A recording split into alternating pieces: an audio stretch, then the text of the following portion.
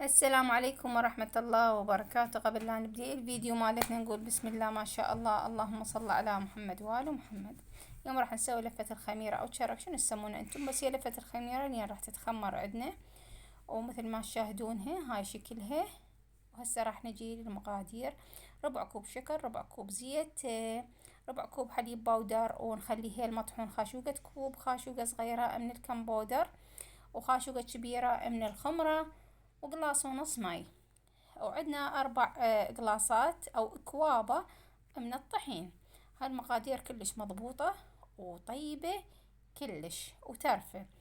وعندنا بياض بيضة نخلط وياها شوية فانيلا بعدين وندهن بيه العجينة. هنا خليت الخاشوقة خاشوقة الخمرة الكبيرة، ونخلي وياها تقريبا نص قلاص ماي وشوية شكر، ونخلطها كل زين ونخليها حتى تتفاعل عندنا. هاي الطريقة راح تخلينا العجينة راح تختمر بسرعة، يعني ما نظل نتاني وقت هواي.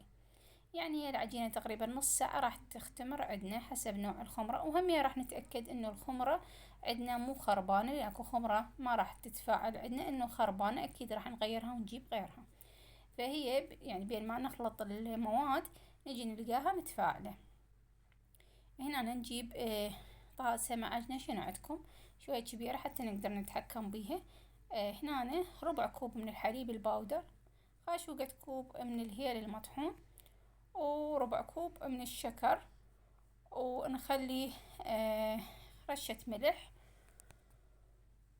وإغلاص ماي، وربع كوب من الزيت، وتقريبا نخلي خاشوقة صغيرة أو خاشوقة كوب من الكمبودر حتى يساعد العجينة تكون ترفة. هذنا نخلطهن زين حتى الشكر عندنا يذوب. ويعني لازم هاي الطريقة جدا مهمة، نخلط هاي السوائل وبعدين شو اسمه بعدين نخلي الطحين.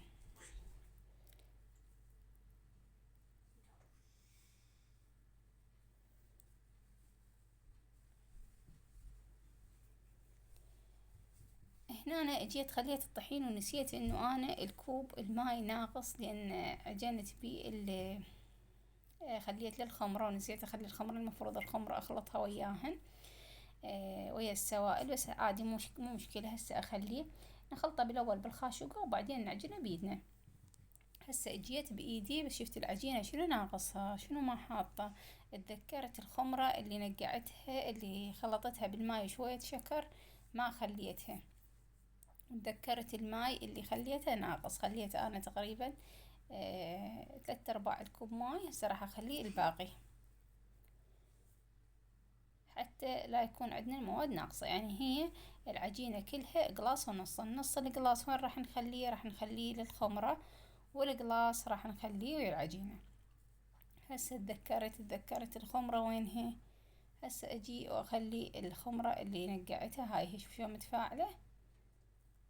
وهسه ابدي اعجنها حد ما احصل العجينة اللي انا اريدنها. طبعا ملاحظة الماي انتم تقدرون تخلونه شوية حسب نوع العجين الطحين عندكم، يعني تخلون اقل وبعدين اذا احتاجيتوا تخلون بعد. يعني اكو طحين ياخذ هواي ماي واكو طحين ياخذ شوية ماي. انا المجموع كله قلاص ونص ماي ويا اللي نقعته بالخمرة ويا الزيت. طبعا ربع الكوب الزيت والحليب، والهاي صارت عندنا هاي العجينة اللي جاي تشاهدونها بالفيديو. نبدي نعجنها لحد ما تكون متماسكة وتكون العجينة مو لينة مثل هذا الشكل، حتى بعدين اقدر اتحكم بها براحتي. راح اخليها تقريبا 30 دقيقة حتى تختمر هاي شكلها، وبعدين اجي اشكلها بالاشكال اللي شفتوها بداية الفيديو.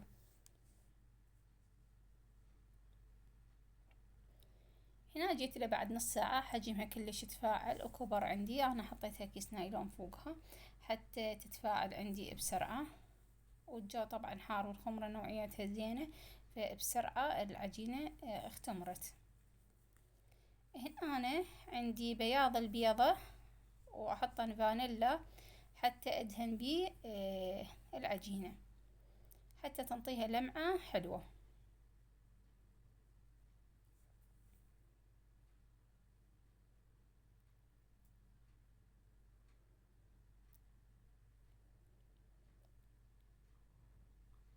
هسه راح ابدي اشكلها واشكلها، اخذ شوية شوية.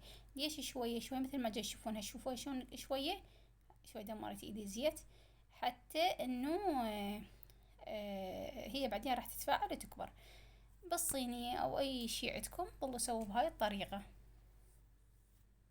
وشكلوها بالاشكال اللي انتم تحبونها.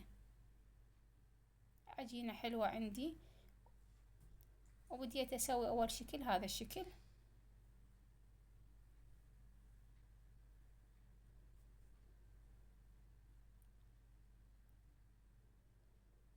وهسه اكمل الباقي كله نفس هذا الترتيب، يعني كل وحدة اسويها شكل، حتى يقول لك العين تشتهي قبل ما واحد ياكل، ما اعرف شلون.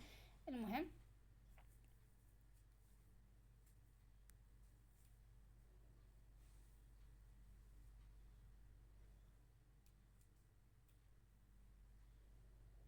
هسه جيت اسوي شكل الحلزونة بهاي الشكل، افرنها صارت عندنا حلزونة كلش حلوة.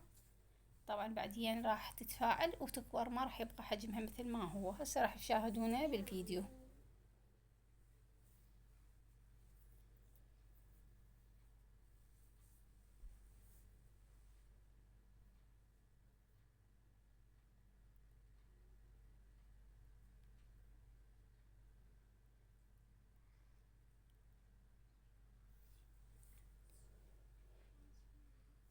وهذا الشكل اللي بعده بهذا الشكل. طبعا تشكيلة كل سهلة، وانتم تفننوا بالاشكال اللي انتم تردونها واللي انتم تحبونها. هنا انا خليته كمل عندي. هسه شو راح اسوي؟ راح ادهن الوجه مالته بياض البيض والفانيلا بالفرشة، وندهن الوجه.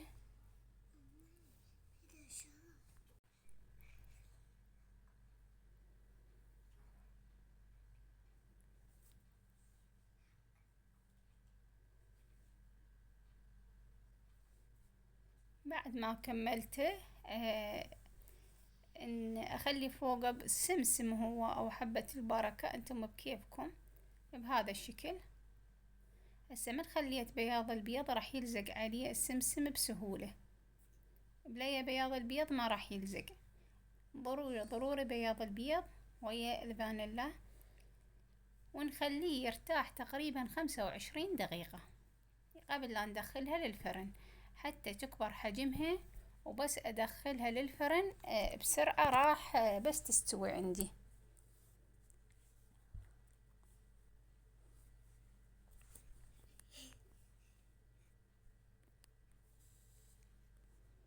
هنا انا خليت لها حبة البركة.